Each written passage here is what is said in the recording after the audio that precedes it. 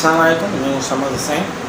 یہ آج اب بات کرنے والے ہیں رشوت کے اوپر، کہ ہم نے تو یہی بعض اوقات سنا ہے کہ قرآن میں ہے کہ رشوت دینے والا اور لینے والا دونوں جہنمی ہیں۔ اس کے اوپر میں تھوڑی روشنی ڈالنا چاہتا تھا، تو اس کے لیے میں نے تھوڑی ریسرچ کی اس کے اوپر۔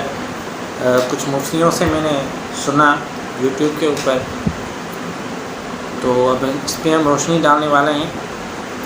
پہلے ہم دیکھتے ہیں کہ رشوت ہو کیسی سکتی ہے، کہ جیسے بعض اوقات ہم پیسوں کی ہی کرتے ہیں کہ آپ پیسے کسی کو دینا کہ میرا کام کر دو، یہ پیسے لو میرا کام کر دو، اس کے لیے بھی ہم دیتے ہیں۔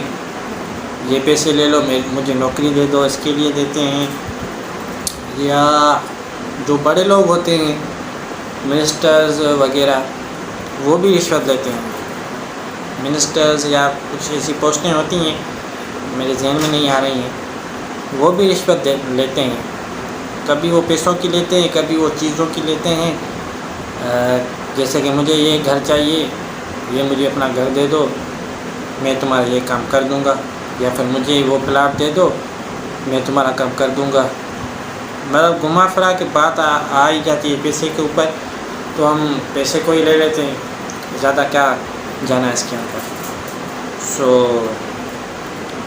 رشوت ایک لحاظ سے جب بھی ہم کہیں بھی پھنس جاتے ہیں، جیسے پولیس والے کے اوپر ہی ہم آ جاتے ہیں، کیونکہ وہ تھوڑا عام ہے، اس کے اوپر ہی ہم آ جاتے ہیں کہ ہم راستے سے جا رہے ہیں، اس نے ہمیں روک دیا، تو ہمارے پاس اگر کاغذات پورے ہیں پھر بھی وہ کہہ رہا ہے کہ مجھے پیسے دو تو میں تمہیں جانے دوں گا، تو یہاں پہ آپ کی مجبوری ہو گئی، یہاں پہ آپ اسے پیسے دے سکتے ہیں، آپ کو انشاءاللہ گناہ نہیں ہوگا۔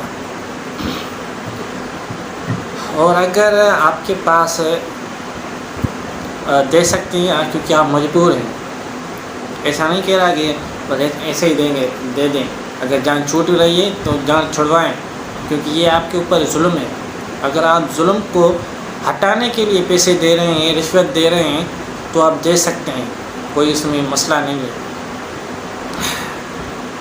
اور اگر جو آپ کے پاس کاغذات نہیں ہیں تو وہ کہہ رہا ہے میں آپ کے اوپر چالان کر دوں گا، تو پھر بھی ہم اسے رشوت کی آفر کرتے ہیں،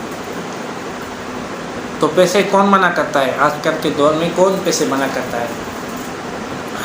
تو یہاں پہ ہم مجبور نہیں ہیں، کیونکہ ایک قانون بنایا گیا ہے کہ اگر کسی کے پاس بھی کاغذات ڈاکیومنٹ وغیرہ پورے نہ ہوں تو اس کے اوپر یہ چارجز لگا دینا، تو وہ تو اپنا کام کر رہا ہے نا۔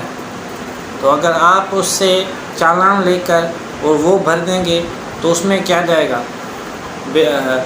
بہتر یہ ہے کہ آپ اس کا چالان بھر دیں، نہ کہ اسے رشوت دیں، گنہگار بن جائیں۔ یہ اچھا ہے کہ آپ کے لیے بہتر یہ ہے کہ اس کا چالان بھر دیں، یہاں پہ آپ گنہگار بن جائیں گے۔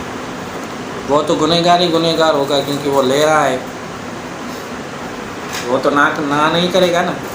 آپ خود سے ہی پوچھ لیں، آپ کو کوئی رشوت کے لیے آفر کرے کہ میں تمہیں اتنے پیسے دوں گا، تم میرا یہ کام کر دو، تو آپ منع کریں گے اسے؟ میں اپنی ہی بات کر لوں، میں تو اسے منع نہیں کروں گا، کیونکہ مجھے پیسے چاہیے، میں اسے پیسے لے کر اس کا کام کر دوں گا۔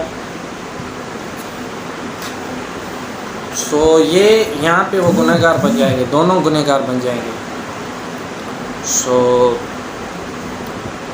ہم کبھی کبھی نوکری کے لیے جاتے ہیں، انٹرویوز وغیرہ ہوتے رہتے ہیں، تو ہم جاتے ہیں انٹرویو کے لیے، تو وہاں پہ اگر آپ اہل ہیں نوکری کے لیے پھر بھی وہ آپ کو نہیں دے رہا، دوسرے کو دے رہا ہے، کیونکہ وہ اسے رشوت دے رہا ہے، تو یہاں پہ آپ پیسے دے کر خود وہاں جا سکتے ہیں۔ یہاں پہ جائز ہے پیسہ دینا، رشوت دینا، کیونکہ آپ اہل ہیں، آپ ظلم کو ہٹانے کے لیے یہ پیسے دے رہے ہیں۔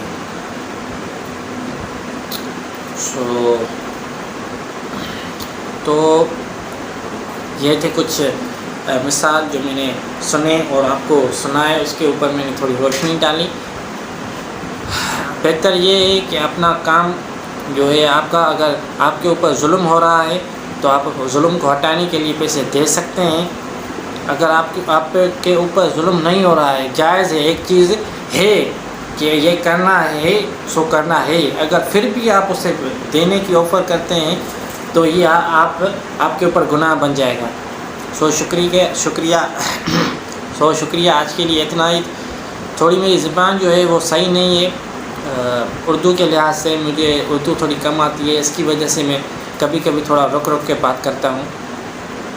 معافی چاہتا ہوں اگر آپ کو میری کوئی بات سمجھ نہ آئے تو آپ یوٹیوب کے ڈسکرپشن میں، میرے یوٹیوب چینل کے ڈسکرپشن میں نے اپنا نمبر دے دیا ہے، آپ وہاں سے مجھ سے رابطہ کر کے کوئی بھی بات آپ کو سمجھ نہ آئے تو وہ پوچھ سکتے ہیں.